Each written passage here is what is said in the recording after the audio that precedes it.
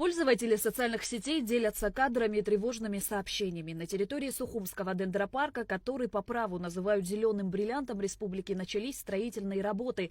По мнению авторов публикации, уникальная зона находится под угрозой и парк может пострадать. Ситуацию прокомментировал председатель Государственного комитета по экологии Савелий Читанава. Относительно того, что территория дендропарка можно посягнуть и так далее, это должно быть абсолютно исключено для наших граждан. Я обращаюсь и говорю. Почему? Потому что, во-первых, закон об особо охраняемых природных территориях не позволяет отчуждение квадратного метра земли с территории дендропарка.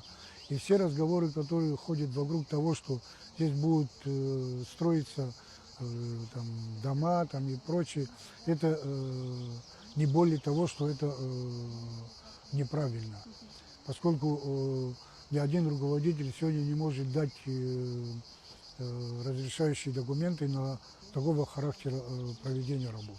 Сухумский дендропарк – один из крупнейших парков в Европе как по коллекции растений, так и по площади. Здесь насчитывается до 900 видов растений. Основатель парка Николай Смитской, выкупив близлежащие к Сухуму земли, постепенно начал высаживать редкие экзотические растения. Благодаря его усилиям парк приобрел современный облик и сохранил свое уникальное значение до наших дней. В свое время здесь работал и Николай Вавилов.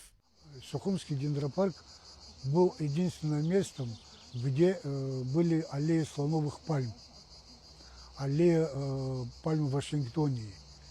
Ну, это крупномерные деревья, очень впечатляющие, на вид зрелища великолепное. Но всего этого сегодня есть, но они немного в запустении.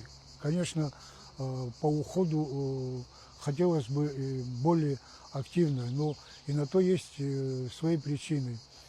Финансирование, к сожалению, здесь ведется по осадочному принципу, и потому это с одной стороны, а с другой стороны, как до войны в советское время функционировал отдел дендрологии, который, к сожалению, нынче отсутствует из-за отсутствия специалистов.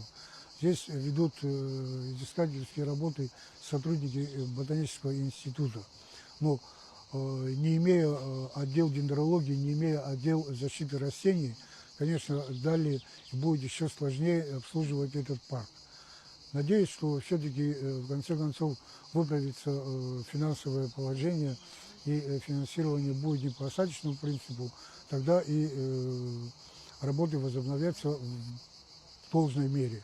Во владении дендропарка находились оранжерейные комплексы, где в виде питомника выращивались коллекционные растения, необходимые для подсева вместо тех, что выпадали из коллекционного фонда. Когда Смитской выкупил земли и начал активно засаживать их растениями, ему потребовались рабочие, способные ухаживать за насаждениями.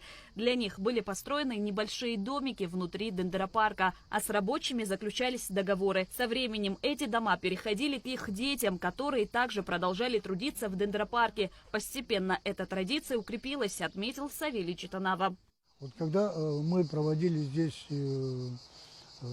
работы по определению границ дендропарка, мы вот эти вот хозяйственные постройки для жителей, обслуживающих дендропарк, были выделены и выведены из состава дендропарка. С учетом выделенных вот этих вот земель под постройкой для частных лиц, сегодня составляет площадь дендропарка 64 гектара. Перед тем, как начать, мы,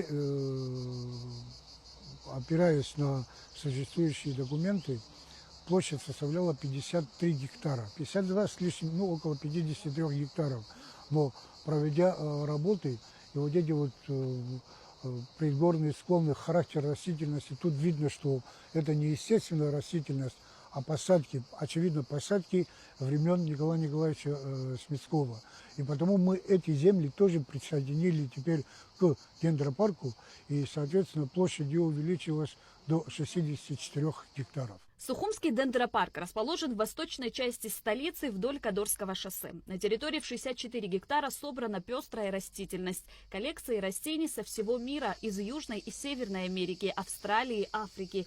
Все они собраны в одном месте, что придает парку особую ценность и уникальность. Этим действительно стоит гордиться, считает Савелий Читанава. Дендропарк – это достояние республики и всего народа. Шазина Ханагуа, Раму Камки, Алексей Гухава, Абхазское телевидение.